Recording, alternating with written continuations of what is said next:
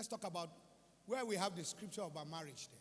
Now, each time we read that scripture, we look at what Paul is saying about marriage. And it can blow your mind.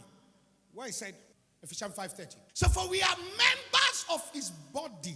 We have joined it as a member of his body. His flesh and of his bones. See, we are members. That's why you don't read scripture out of context. We are members of his body. So we have joined the... You see, all these things, you see all these people doing in cultism. Say, come and join, that and that. They got it from here. You have to be member. We are member of his body. Flesh and bone. Go to verse 31. Now you need to understand what Paul is saying. We read this scripture for marriage, but this is not what Paul meant.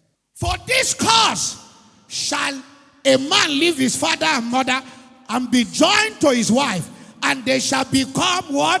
One flesh. He said this because he was speaking mystery.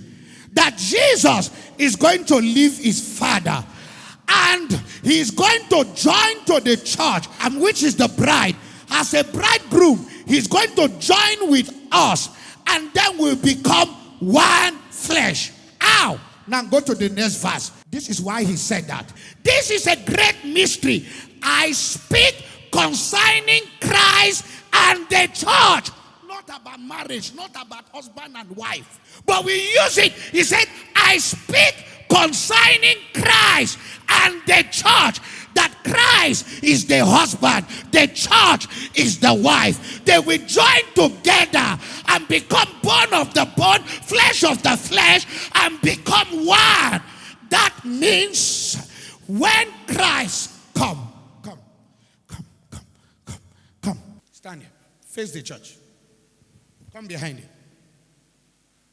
This is the church. This is Christ. He came and entered the church. Now, you go. We don't want to see you again now. Now, they became one flesh. Christ is inside the church. So that when the church stretch her hand, it is Christ that is using the flesh of the church to stretch the hand.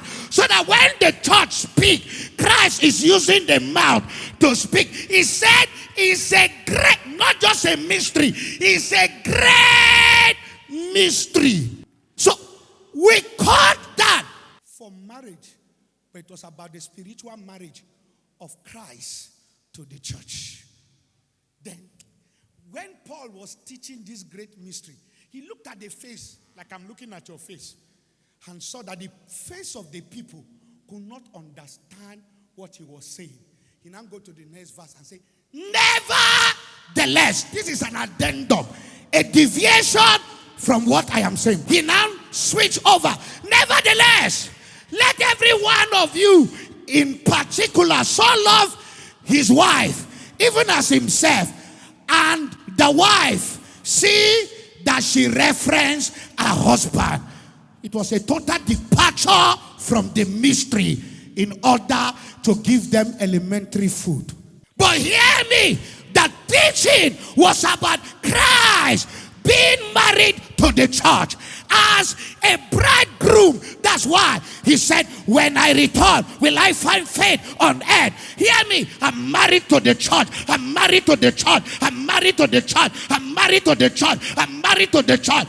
So that we become one flesh, not only one spirit. Hear me, in the spirit we are unified. Why our walk is no longer me that walk, but Christ that liveth in me that walk. So Christ is speaking through me.